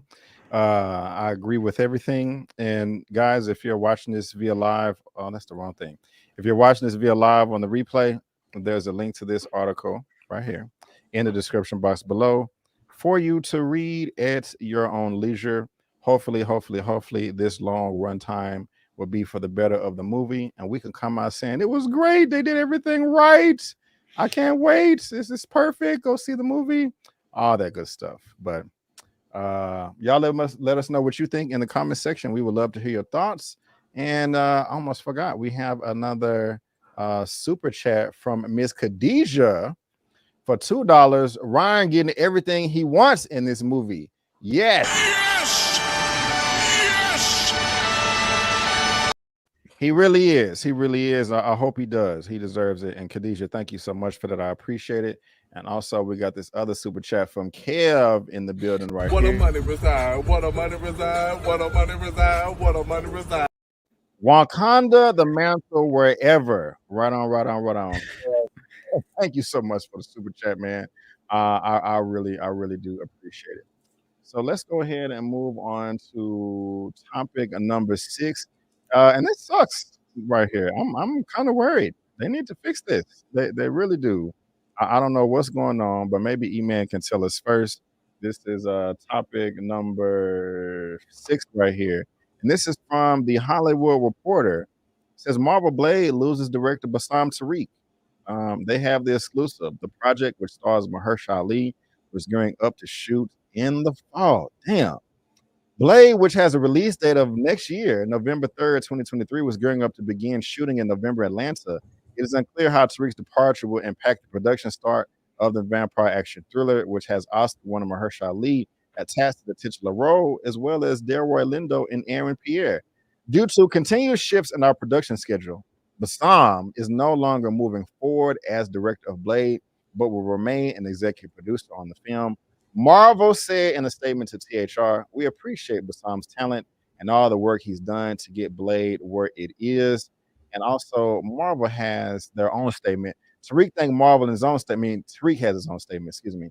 "It's been an honor working with the wonderful folks in Marvel. We were able to put together a killer cast and crew, eager to see where the next director takes the film." That's crazy. I don't know what I believe and don't believe, but Eman, man, what do you think about this, man? What do you think?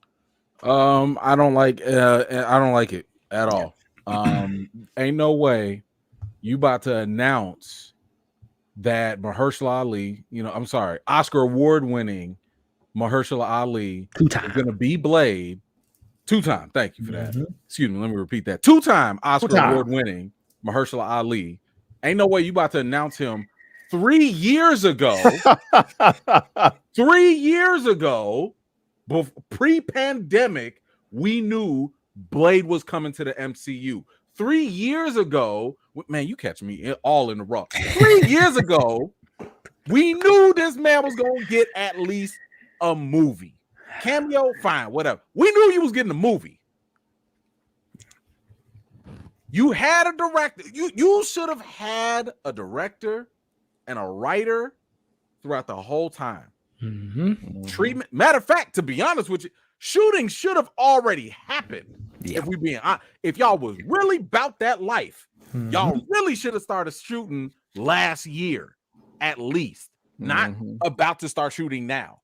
The mere fact that it usually takes anywhere from 4 to 6 months, and that's being like on the safe side, to shoot a movie in completion. And that's like with reshoots and all this and rewrite and stuff like that. The fact that this movie was supposed to come out 1 year from now, and now you lose a director, it's different if you lose a director a year and a half, 2 years. Right. Okay, stuff happens. We get that. That happens all the time. This close, this soon, I don't like it. It's a red flag.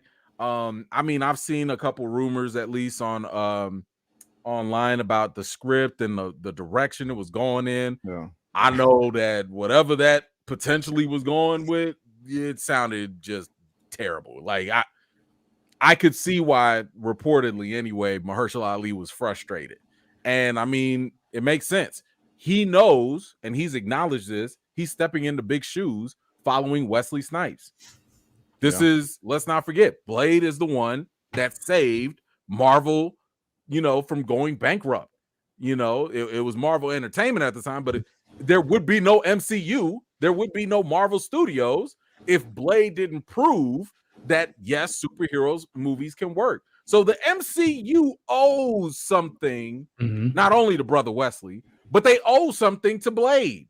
They need to give Blade the same energy that they want to give Spider-Man or anybody else.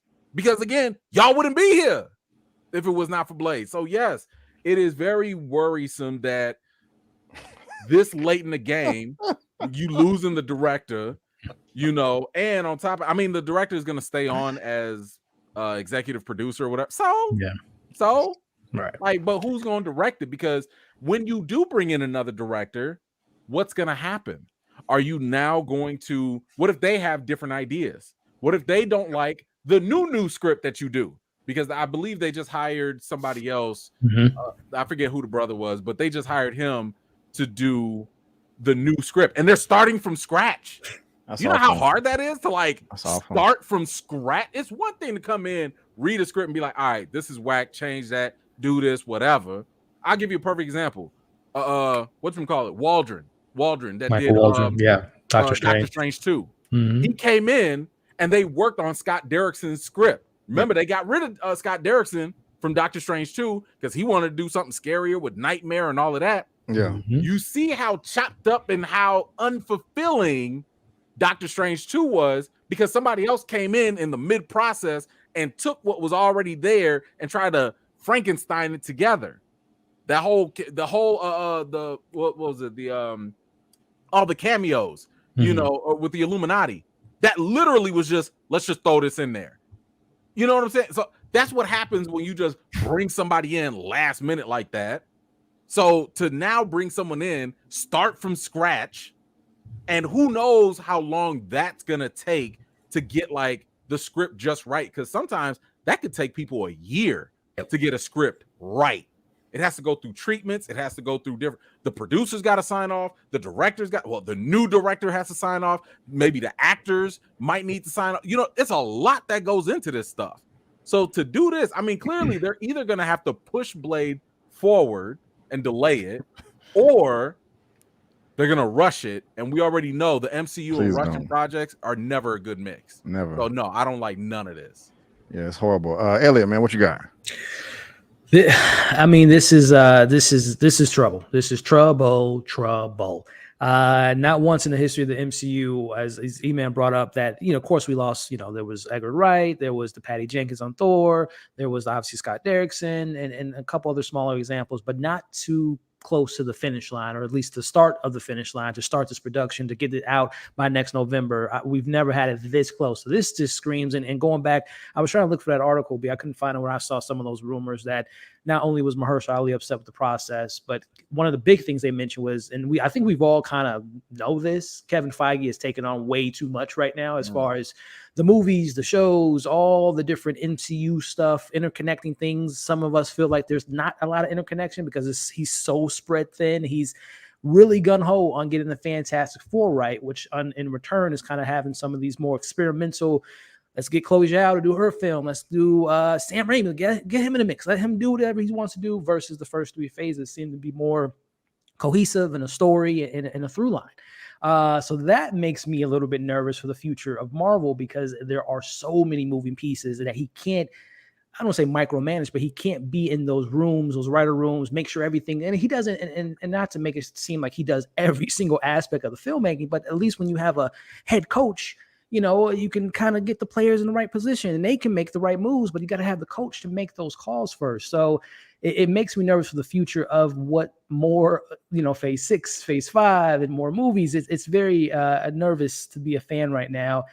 And the other thing that gets me nervous is this is Blade.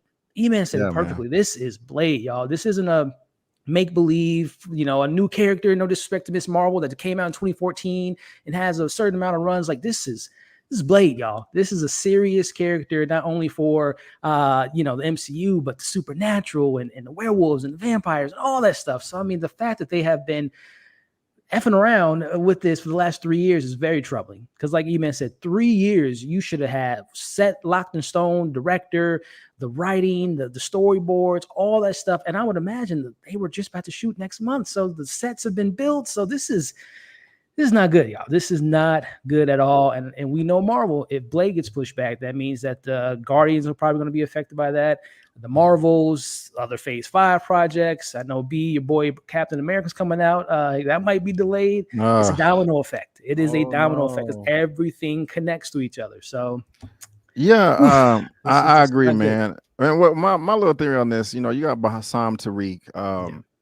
He's not a part of it anymore. They even took him off of the IMDb his filmography. That up quick.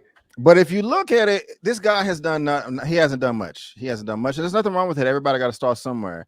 And also your sister, Stacey Osai Kafour, who is writing this as well. Somebody told me that they fired her. She did Watchmen. What I'm getting at is, it seems like I want to know what Tariq said in the room to get the job, especially for him not to have anything under his belt, for him not to deliver with the script or good direction. Because like you said, Elliot, I'm sorry if you just mentioned it, some of the rumors was that they only had 2 lackluster action scenes. So if that's the case and Tariq came up with it, what did he say to get the job in the first place? I don't know. That's just, did he have some embarrassing photos of Feige? Like, hey man, I'm gonna put this up at your kids' school on the bulletin board, which it was spread eagle, give me the job or I'm hitting sin. Well, he didn't write the script though. He didn't write the script. So the script and the director were 2 different things happening at different times. So, but I think that's a fantastic question to ask, like, for his next movie that no one's gonna watch. That would probably be a great question to ask him. And yes, and also Elliot, to answer your question, or ask Kevin Feige being spread too thin. Where the F is Jon Favreau? I do not understand why. Whoa. He's in a galaxy far, far away. You let that man work his magic on Mandalorian.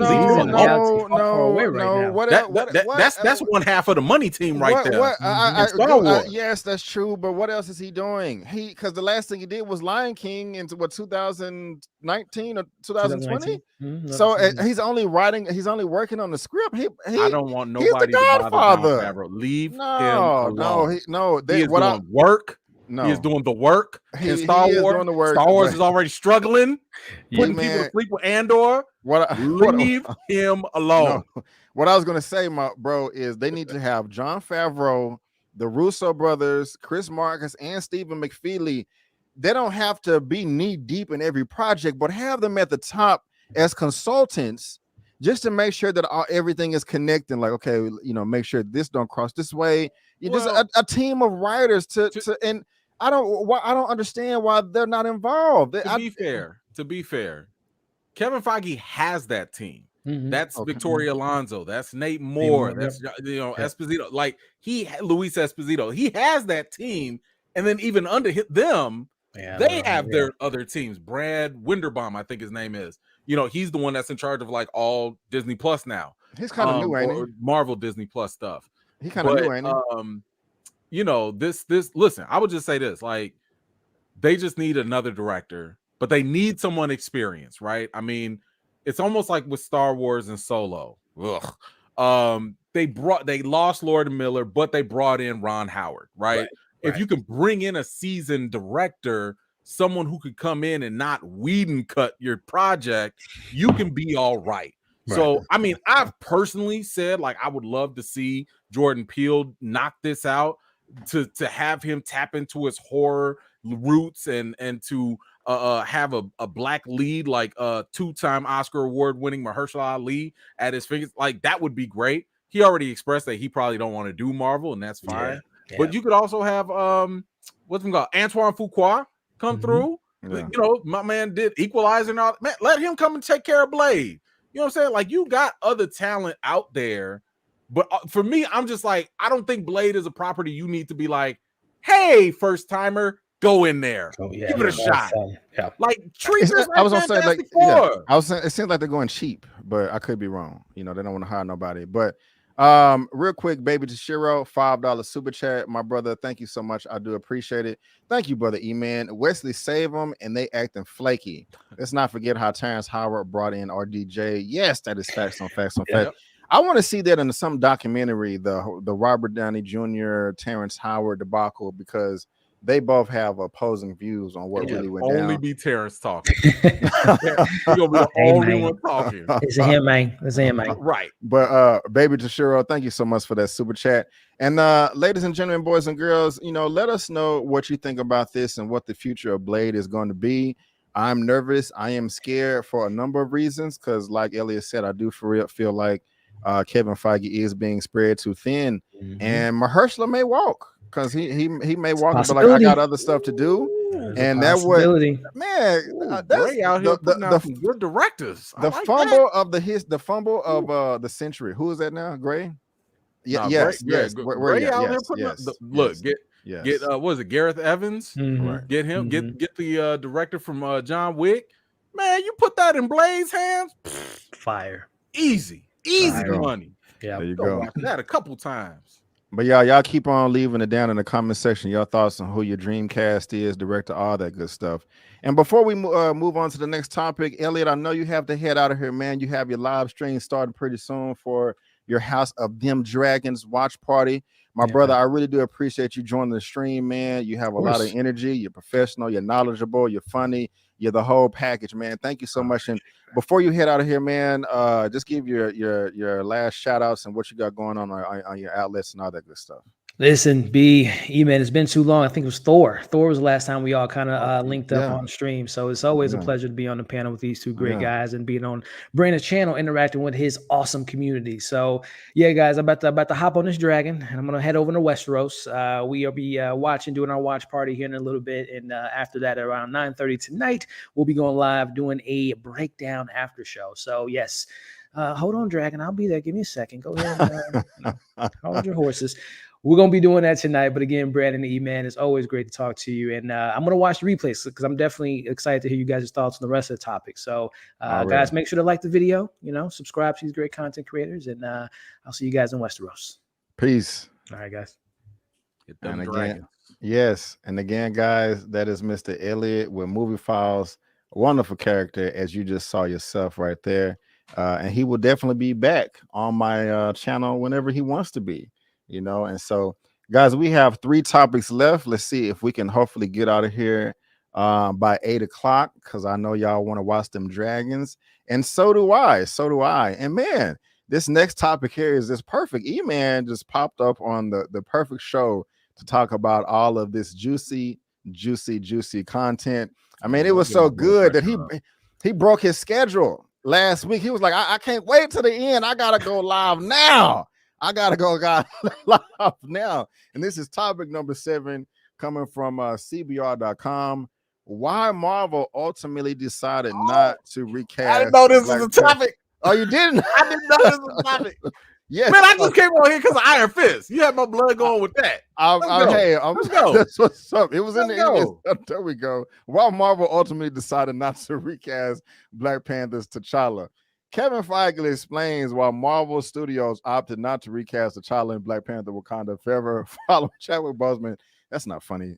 Passing in 2020. Marvel Studios President Feige explained why they did not recast. It just felt like it was much too soon to recast, he said in an interview with Empire. Stan Lee always said that Marvel represents the world outside your window, and we had talked about how, as extraordinary and fantastical as our characters and stories are, there's a relatable and human element to everything we do. The world is still processing the loss of Chad, and the director and co-writer Ryan Coogler poured that into the story. Now, I don't have the video clip, but it was November or December of 2020 when Marvel was had a panel announcing their next slate of films and television shows.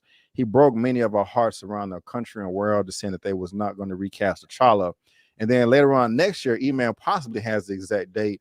Producer Nate Moore, who brought us Black Panther, was on, I forgot the name of the podcast, saying that he won't be recast in the MCU. And this is a complete 180 right here. I was surprised and happy about this right here. I think I have this right here as well. Can y'all hear that? No? I might have to change the audio. Hold on. Let me see if I can stop sharing. Got captions, though. Okay. Well, they can't unmute your guests because they chose to mute themselves.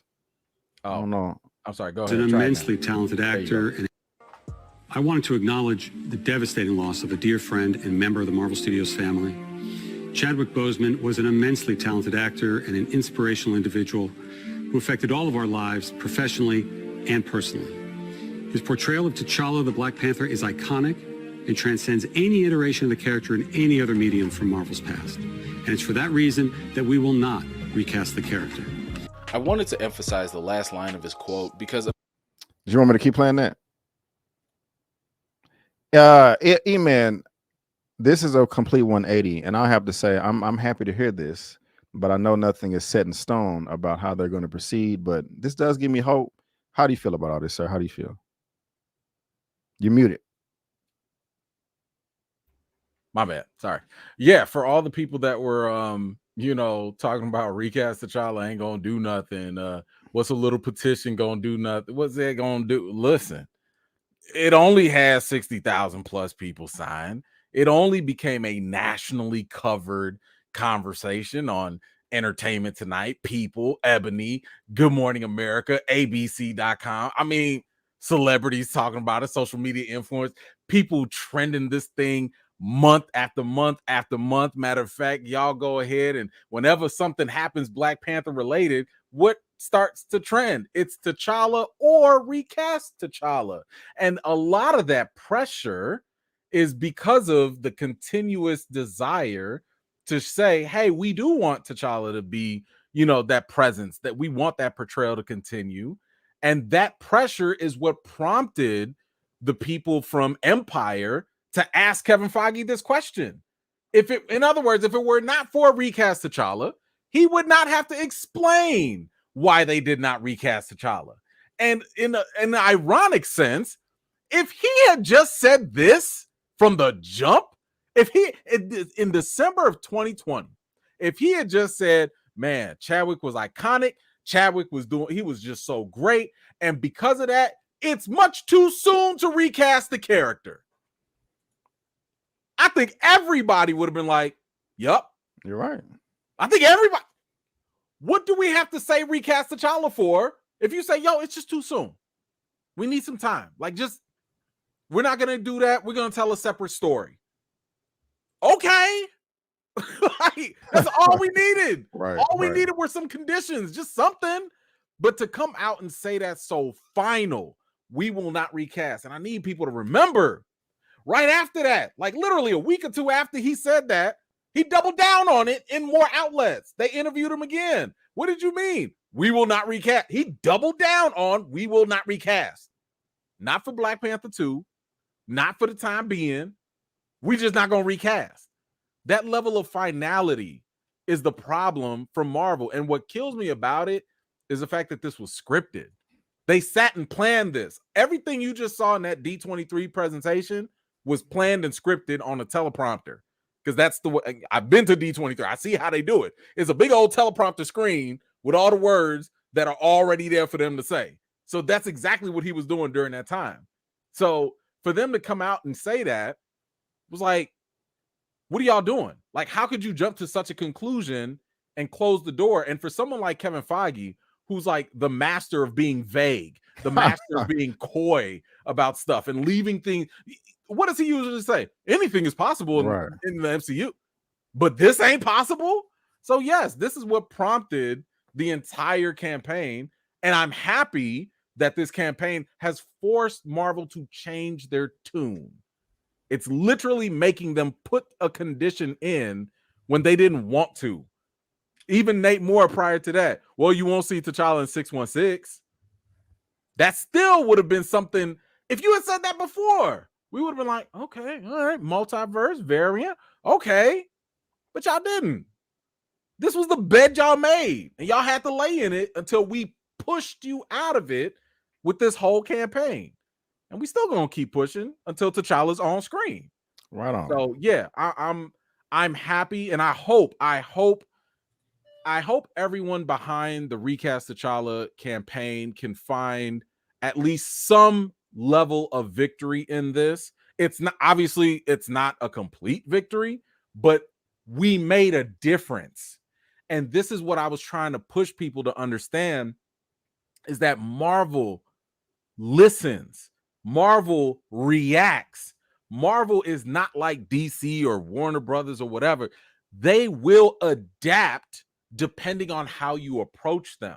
If you come at them all hostile, like that's not going to change their tune. Because look at the perfect example. Look at what they're doing at She-Hulk.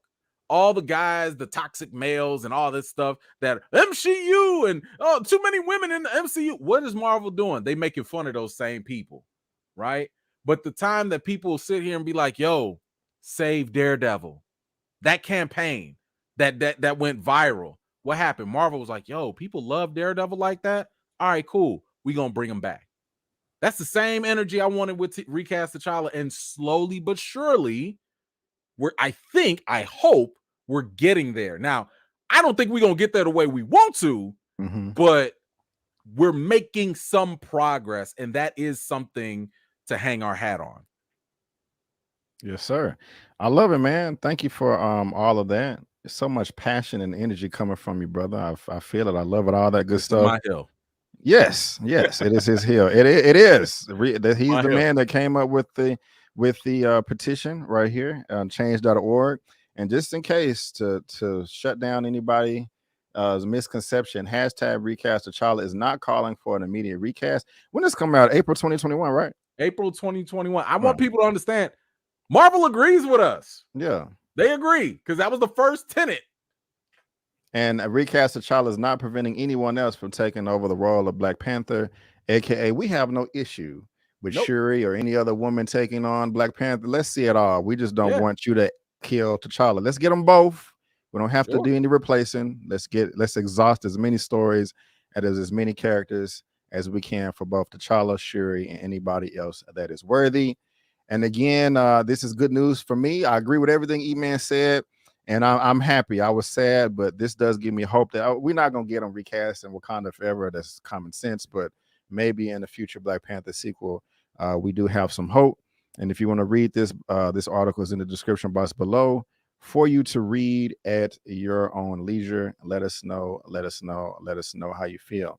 We have 2 topics left, guys, and we are still on the topic of Marvel. And this does get me excited as well. Let me see if okay, that's the only background I have for that. Okay, I guess we're rocking with that background then. But topic number, Topic number 8 from the Hollywood Reporter. Marvel shakes up Armor Wars. Don Cheadle series now being developed as a movie instead of a Disney Plus show. They have the exclusive. And Yashir Lester, who was acting as a head writer on the series, will remain as his feature scribe. The Marvel Studios has shaken up Armor Wars project, and now it has been a series for Disney Plus will be developed into a feature film. The movie essentially pushes back the title further down the development slate. Sources say the studio was committed into getting the story told right, the right way, and in that process realized that a feature was better suited for the project. Like all Marvel movies, it is intended for a theatrical release. Don Cheadle, who is reprising his long-term MCU role as Colonel James Rhodey Rhodes, aka War Machine, remains on board. And I just read that part right there. I don't think they have any statements, but that pretty much sums it up. And I'll just go ahead and say this.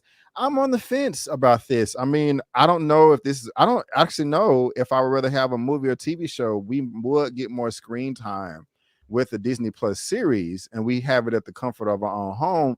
But the Disney Plus series hasn't been the strongest. They haven't been just trash. But if you have to say, Brandon, if one had to go, MCU movies or Disney Plus shows, I would keep the movies and take the shows away. So hopefully this is good. Hopefully, because it is a movie, I'm thinking that they may give it a little bit more tender love and care.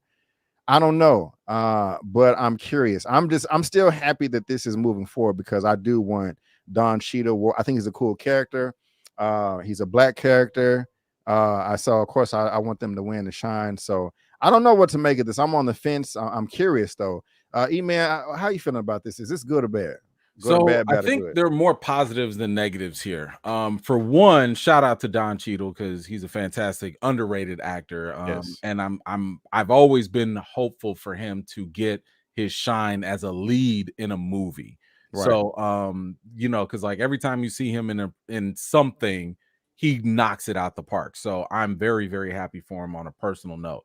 I'm also happy of the fact that they're increasing the black male leads, or just black leads in general, I should say, not just black males, but because that in itself is something that's been lacking. You know, this literally means that outside of T'Challa, he's gonna be so it's gonna be T'Challa, it's gonna be Sam Wilson, and it's gonna be Blade if that movie even comes out whenever.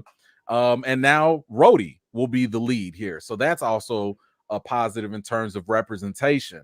But one thing that I want to kind of point out is the fact that you have this series turning into a movie.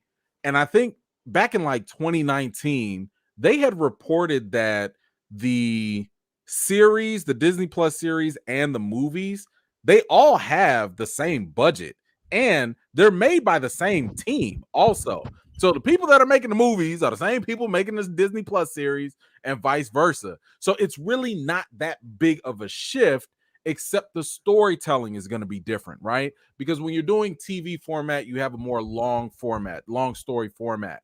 Now, I'm going to be honest, when it came to Armor Wars, I was a little nervous because I was like, are y'all about to do that 6-episode nonsense again? Right. Like, is this going to be 6 episodes of 30 minutes of fluff and only a couple minutes of action? So I'm like, yo, if y'all going to just condense it and make it a movie and like get to the point, I'm okay with that. Especially, and I'm sorry, I forgot who mentioned it as well, but like Armor Wars takes place after Secret Invasion. So I'm like, yo, if Secret Invasion, and I think Secret Invasion is going to be like fantastic. If that pumps us up and builds us up, and the culmination of whatever happens there ends up trickling down into Armor Wars, I like that setup. Because when I think of like Disney Plus shows, the best purpose of them is to world build up characters, or set up potential movies that are coming up later. So the fact that this is now turning into a movie, I'm okay with it because I feel like it's not going to waste time. It's going to get straight to the point. It's going to give us a whole bunch of action. It's going to give us something, hopefully, that will push the MCU forward. And yeah, I'm looking forward to it. Yeah, that's what's up, man. I'm you're making me look more forward to it as well. So hopefully all this works out. thought I burnt my food, but I didn't. So that's why I ran away. I would have been messed up if I did. But what was I gonna say? I'm worried, man. Like just about the whole MC. I just kind of feel like they're doing too much. Because you say you feel like Secret Wars is gonna be great. The trailer was nice, man. But I mean, come on, man. We're playing with time travel right now. Multiverse stuff, secret invasion. See, I mean, that's a lot. Why do we have to do everything at one time? Maybe that'll handle it well, but I mean, like a secret invasion is its own phase in itself. It seemed like it should be like an entire phase of 10 movies, 10 shows of just effery. But I'm not a writer, and so you're right. I mean, listen, I thought the same thing when I heard about Secret Invasion. I was like, oh, that's gonna be like an Avengers level type of movie, because in the comics that was a thing. Yeah, you know, just like how Civil War was a thing, just like how, you know, Infinity War was a thing. To make it just kind of like condensed, and this is kind of my fear, right? Especially dealing with Skrulls and stuff like that. Is this about to just start and wrap up right, you know, from episode 1 to 9 or whatever it is, and that's it? Like Skrulls are done after that, bro. Are we gonna get Super Skrull out of this? Like, I don't know where it's gonna go, and I'm a little concerned that it's just the series. Same here. We're gonna see though. We're gonna see. I have my hopes, but I'm worried. You guys let us know what you think about this Armor Wars, Secret Wars, all the wars. Just let's have a war conversation, all that good stuff. And again, if you're watching this via live on the replay, there's a link down to this article in the description box below for you to read at your own leisure. Oh, well, by the way, just real quick, I just want to make sure everybody understands. Marvel, this proves my point that I've been saying for a long time. Marvel can do whatever they want, because at the end of that article, they also mentioned how Hawkeye was supposed to be a movie and they changed it into a series. So it was the last paragraph of the article there. But that just proves what I'm saying to people. Like, they could have made Black Panther 2 a series, which I think they should have, to kind of give people time to breathe and to like build up Shuri, give her more screen time and do some more things with the whole series, rather than, all right, let's hurry up and make this a blockbuster movie. So they can do whatever they want. Already. Well, there you go. Thank you for that, Eman. I do appreciate that, my brother. But guys, we have one topic left. And man, it's a juicy one. I'm excited about it. I hope that they don't get too carried away with it. I hope that they just can, you know, keep it kind of condensed. You like background number 1 or background number 2? Which one you like? I think number 1 is good. Number 1 title. Sounds good to me. Final topic of the day, number 9, coming from Variety.com. Hugh Jackman is back as Wolverine in Deadpool 3 with Ryan Reynolds, coming September 9th, 2024. That is actually now less than 2 years away, guys. Are you excited? And I love the way the news was dropped as well. Let me go ahead and share that with you guys real quick, because it was so clever. I mean, Ryan Reynolds has some of the best marketing, in my opinion, on his channel. I love it all. But here you go, right here, y'all. Let me give me a thumbs up. Hey everyone. Yeah, you good? Extremely sad to have missed D23, but we've been working very hard on the next Deadpool film for a good long while now. I've had to really search my soul on this one. His first appearance in the MCU obviously needs to feel special. We need to stay true to the character, find new depth, new motivation, new meaning. Every Deadpool needs to stand out and stand apart. It's been an incredible challenge that has forced me to reach down deep inside, and I have nothing. Yeah, just completely empty up here and terrifying. But we did have one idea. Hey, Hugh, you want to play Wolverine one more time? Yeah, sure, Ryan. No copyright over here, so screw that. Yeah, but they also talked about the plot as well, which I'm very surprised. I'm sure you had a lot of questions, but rest assured, we're going to answer them right now. Like, for example, how is Wolverine alive. Yeah. After Logan. Logan takes place in 2029. Totally separate thing. Logan died in Logan. Not touching that. What actually happens in our film is these two. I don't know if that's copyrighted as well, but Sure, I'm gonna go it will ahead and be. hit mute. But yeah, man, they just kind of goofing around, They pretending didn't like say that's nothing. something applied. They didn't say nothing. But man, bro, I wasn't expecting this, man. I like they dropped it out of nowhere. They could have announced it at D23, but maybe they didn't want to. I mean, that was just a couple of weeks ago. I don't know why they didn't. That would But have saved man, the whole thing. bro, there you go, man. Kathleen Kennedy just hating all over the place. Who knows what she had to do with this? But this is crazy, man. I wasn't expecting it.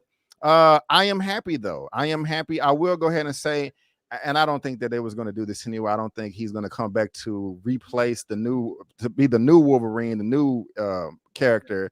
But for this to be some type of one-off transition, pass the baton, this is absolutely perfect, my brother. Yeah. I mean, I couldn't ask for more. How do you feel about it? Oh, I love it. I mean, first of all, the marketing is exactly what I've been saying for a long time. Marvel needs to act just like Beyonce and Drake. Just drop them suckers like at 2:00 in the morning. Don't nobody need to know. The internet will take care of the rest. Word of mouth will take care of the rest. It was trending all day. Articles were written up to yin yang about it. So like this was it. This is all. You didn't need no trailer. You didn't need no pre announcement. You didn't need insiders leaking information. Man, this is what got me excited. You know what I'm saying? With comic book movies and stuff. Like just the fact of like, boom, we doing this. This is the thing that it's just gonna happen. You know, but I'll just say, if Hugh Jackman, somebody who has been denying coming back for years, we ain't talking about Andrew Garfield, No Way Home denials. I'm talking about like for years he's been saying, nah, I'm good. For him to just be like, I'll come back. Anything is possible. Anything. Man, I punch him in the face if Robert Downey say he don't want to come back. Stop lying. Stop lying. You gonna come back. Everybody gonna come back at some point in time. It's just a matter of like how much money they offer and probably if the story is right or whatever. But at this point, anything is possible, and I'm here for it. Right on, man. I love it. Again, I love the passion. I love the energy. This is perfect, man. This is perfect. Oh God, I cannot wait. You know this is gonna be off the chain. You know they're gonna act a dang fool, man. Love it. And I'm here for it, man. I can't wait for them to fight each other. I can't wait for them to team up. I can't wait for them just to be cracking jokes and being stupid. Because it's gonna be a hard slobber knocker, man. And just don't have them go all Thor 4 on us. Yeah. Don't have Wolverine acting stupid and silly now. Yeah, you know, it'd be horrible though, bro. If Fox was able, I mean, the first Deadpool was dang near perfect. I think I'd probably give that film like a 9.5 out of 10. Part 2 was entertaining, but for me, it wasn't as good. But it'd be a darn shame, man, if Fox did a better Disney Deadpool movie than Disney with all the resources and stuff. I don't think it would happen, but that would really suck. We're gonna see what they do with Daredevil too. But I mean, Ryan Reynolds is like executive producer on this, so he knows the character in and out. Like he is the character, so like I feel like the same leeway that Fox gave him to do whatever he wanted to do, I think Marvel's gonna be like, I mean, they're allowing it to be rated R. Good. So right. I feel as though they're gonna let him be like, yo, you know what you're doing, like don't be showing no penises on screen or nothing crazy, but go ahead. Can't do that, no penises and stuff. But what was it? The Worldwide Females Day was probably one of the dirtiest jokes in Deadpool 2. Was it Women's Day or I can't remember. I kind of forgot Deadpool 2, to be honest with you. Gotcha. I've only seen it once, and it was all right. I just forgot about it.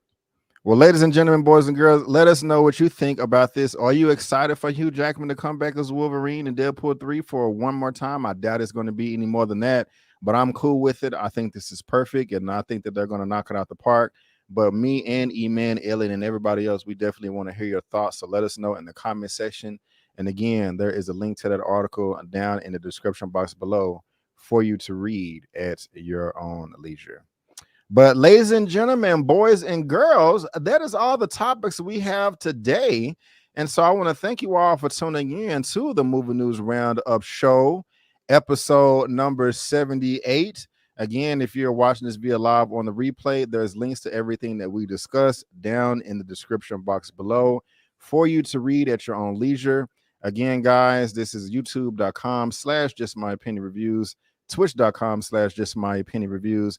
Still not on Facebook right now. I'm working on that. But again, guys, remember that not only are you going to be able to get me in video form on YouTube and also Twitch, now I am also on all audio only platforms.